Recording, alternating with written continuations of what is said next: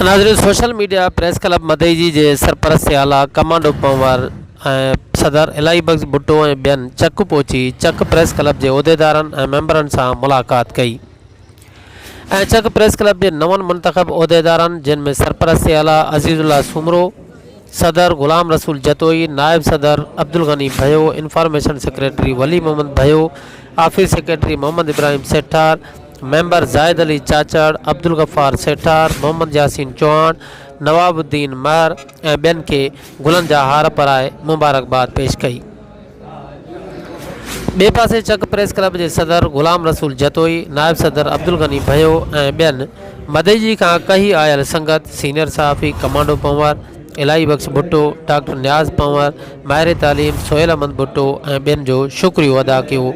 ऐं सदन के सिंदूर जी सूखड़ी अजरक जा तोहफ़ा पेश किया।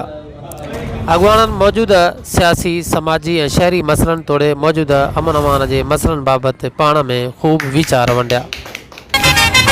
मौला जोड़ मिलायो इहे रब जा आहिनि एहसान, सईद जा अरमान मुझा पूरा थिया हिक पल में।